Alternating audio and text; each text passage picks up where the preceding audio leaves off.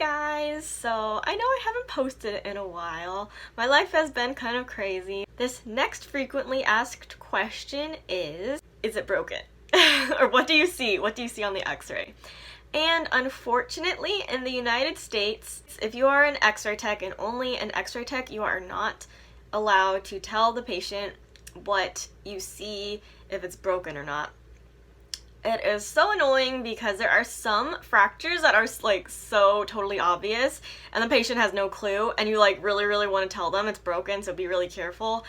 But no, you are not allowed to tell the patient anything, even if it's like the most obvious fracture you've ever seen. It's only the doctor, the radiologist, who is able to diagnose. We try to have our poker face on, and some x-ray techs are like really good at the poker face. When I was doing my clinicals, my clinical instructor told me that if you go to like, I don't know, Australia or Great Britain or Canada or some other place where like, you know, the Queen is like part of your government, you are able to tell the patient if you see something broken or something, because to become an x-ray tech in those countries you have to have a bachelor's degree instead of an associate's degree.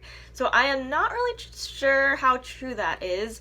If any of you guys are from there and you are an x-ray tech or know anything about x-ray, let us know down in the comments. One other thing that patients don't really seem to know is that the word fracture and the word broken mean the exact same thing.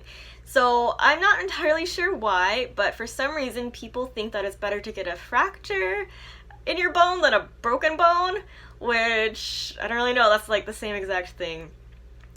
So if somebody says you have a broken bone or there is a fracture, then that means that you have a broken bone. That's like the same thing. I am going to show you the different types of fractures so that maybe you will be able to tell yourself if you have a broken bone, if you just get a chance to look at your x-rays. So there are many types of fractures, so I'll kind of like go through all of them and you might be able to detect something in your x-ray and be able to tell what type of fracture it is or if it's fractured.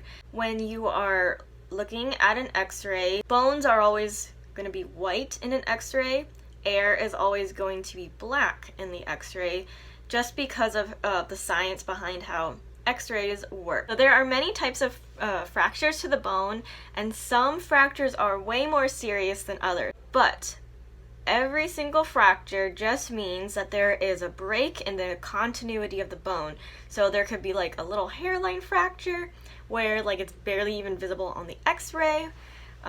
And then there can be like fractures of the bone where it's like sticking out of the skin and the bone is broken into many different pieces. And that's really serious. One type is a displaced fracture. So it's where the bone is broken and then it moves out of alignment of where it's supposed to be. A non-displaced fracture is a bone that breaks, but it does not move out of alignment. A closed fracture is when the bone is broken, but the skin is not. So that is less serious than an open fracture in which the bone actually like breaks through the skin, so your bone is going to be sticking out of your skin.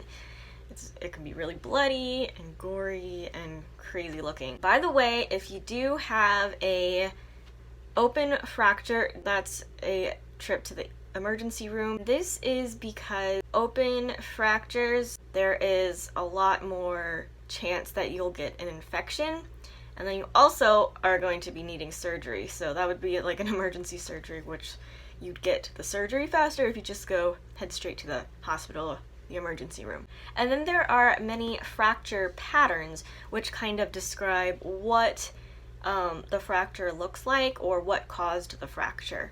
So an avulsion fracture is when a fragment of the bone is kind of separated from the main bone. A buccal fracture is also called an impacted fracture. It's where the ends of the bones are driven into each other, and it's commonly seen in children. When you fall with your hands stretched out, you'll impact the ground, so it'll make the bone kind of like buckle. A comminuted fracture is really serious. It is when the bone breaks into several pieces.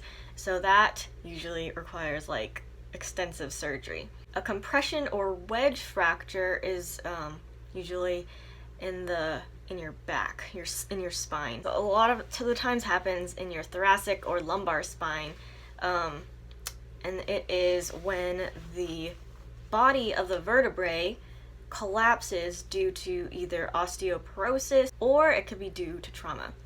A green stick fracture is an incomplete fracture in which the bone is bent. It usually happens in kids because children's bones are way more flexible and less brittle than adult bones. An oblique fracture is when the fracture is not straight up and down through the bone, it is kind of at a diagonal. A pathologic fracture is when you have something already wrong with the bone and it just fractures in that area. It usually happens when the bone is like weakened already, usually due to like some sort of growth in the bone or something else. A spiral fracture, I guess to me, spiral fractures look really similar to oblique fractures sometimes, but the difference between an oblique and a spiral fracture is that the bone is twisted and that's why it breaks. So a stress fracture is a hairline fracture. So sometimes it's really hard to see. A transverse fracture is where the bone is broken at a right angle to the bone's axis. So it basically cuts straight across the bone. So thank you so much for watching. Make sure to comment if you have any questions. Bye.